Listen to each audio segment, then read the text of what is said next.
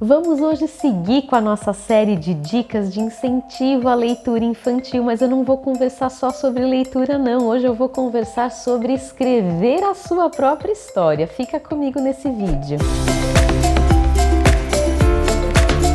Olá, amigos e amigas da Casa na Arte, muitíssimo obrigada pela presença e pela participação aqui no nosso canal, sejam bem-vindos e bem-vindas. Eu hoje apresento mais uma dica da nossa série, com ideias para que a gente possa estimular um pouquinho mais as nossas crianças, sejam filhos, filhas, netos, sobrinhos, enfim, a lerem um pouco mais, tomarem o gosto pelos livros, pela leitura, se interessarem pelos gibis, pelas revistas em quadrinhos e, na verdade, curtam, estarem um pouquinho mergulhados nesse universo imaginário, ficcional, tão bacana, tão saboroso e que pode ser muito interessante, mas bem diferente de outras formas de entretenimento que eles vão encontrando ao longo do caminho. Principalmente a gente sabe os games, enfim, que cumprem um papel importante também na formação deles e na cultura, mas que não deve, a meu ver, prevalecer. E a gente sabe que isso é um desafio. Então eu os convido primeiramente a fazerem parte aqui do nosso grupo, se inscrevendo no canal e curtindo este vídeo e assistindo as dicas anteriores que eu deixo aqui na descrição para que vocês possam complementar a dica que eu vou apresentar aqui. Hoje eu vou falar sobre leitura, vou também, afinal a nossa série é dedicada justamente a dicas para leitura infantil, mas eu na verdade trago uma dica diferente. A gente vai incentivar a leitura escrevendo com os nossos pequenos uma história. Então a minha dica de hoje é: para ler mais com o seu filho ou a sua filha, escreva uma história junto com ele ou com ela, porque eles vão se divertir à beça de poder ler algo que eles mesmos inventaram. Pelo menos foi o que aconteceu aqui em casa e deu super certo. O Theo sempre gostou de ouvir histórias, mas não necessariamente as dos livros. Quando a gente começa a ler a história de um livro, ou a gente lê palavra a palavra, linha a linha, ou o pai e a mãe que tá mais cansado faz o quê? Pula algumas linhas, resume, sintetiza a história para ir mais rápido, principalmente quando é a horinha do sono da criança, ela vai dormir, e aí a gente quer contar bem rapidinho, porque a gente também tá super cansado, exausto, já trabalhou, já fez tudo, tem louça para lavar, enfim, então a gente acaba correndo um pouco e cumprindo essa tarefa assim, meio rapidamente, meio até nas coxas, né? Isso é natural e faz parte da nossa rotina, da nossa vida. Mas eu percebia que o Theo tinha predileção pelas histórias que eu inventava, ele queria que eu inventasse a história e não lesse do livro necessariamente. E haja criatividade, né? Porque daí eu inventava umas historinhas também curtas, em que acontecia só uma cena, uma ação ali para ele se divertir, e muitas das vezes, se eu tava sem ideias, eu pedia que o Theo me ajudasse. Então eu começava e ele terminava, ou cada qual fazia num momento alguma, né, história, propunha ali alguma cena. E aí, como eu também senti que ele curtia desenhar, eu percebi que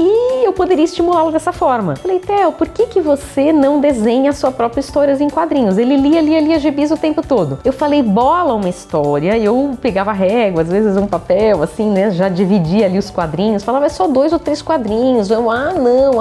É claro que a criança nem sempre quer, tá muitas vezes com preguiça, ou acha que também não vai conseguir, né? Eles não se sentem capazes o tempo todo de fazer as coisas. Eles acham difícil, é claro. Então a gente tem que relativizar um pouquinho os desafios que a gente vai oferecendo para também não assustar e desestimular a criança. Mas nesse caso deu super certo, e daí a gente começou a fazer algumas histórias. E como criança adora dar nomes às personagens, assim, amigo imaginário tem nome, os pets em casa, as figuras de ação, os bonequinhos, presentes que eles ganham, enfim, bichinho de pelúcia, tudo tem nome, né? Eles vão batizando. Então quando ele quis criar uma personagem dele, que era diferente dos heróis, das coisas que às vezes ele encontrava aqui e ali nos livros e tal, ele inventou uma personagem, e eu gostaria muito de apresentar aqui para vocês agora a primeira história que foi criada pelo meu filho. Vejam só, é do Coraçãozinho. A personagem foi criada por ele. Claro, vocês veem aí que a caligrafia é minha, porque ele nessa fase não estava ainda totalmente alfabetizado e tal. Então ele me pedia para escrever, ou eu decidi, de livre e espontânea vontade, escrever algumas frases só para que desse mais cara de história, porque ele simplesmente fez os desenhos, e eram várias cenas e poses, como vocês veem, do Coraçãozinho, mas não tinha uma ação. Faltavam ali o quê? Alguns elementos para que dê liga, né? E vire realmente uma história. A história tem que ter o quê? Tem que ter a personagem, tem que ter o cenário, tem que ter o tempo, tem que ter a ação. Pelo menos na fórmula tradicional, né, de uma história, de uma narrativa, esses elementos eles têm que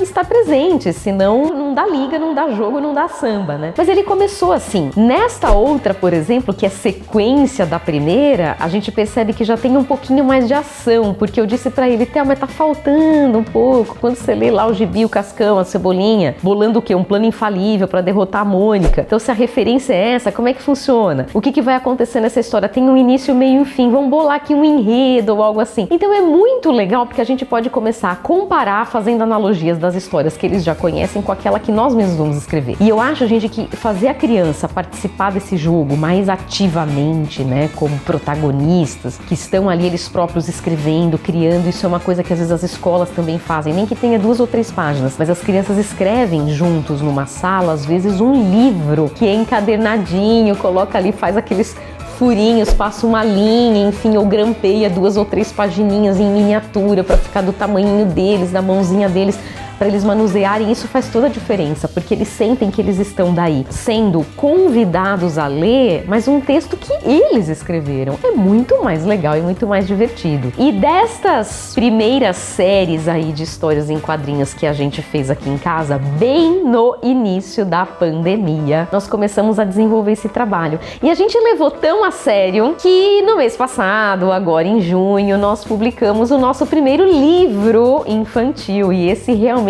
é um livro, né, de verdade, que saiu aí dos nossos esboços apenas e dos nossos projetos e se tornou uma obra bem incrível e bem interessante, da qual a gente sente bastante orgulho. Tudo começou com uma história que nós inventamos aqui em dupla também.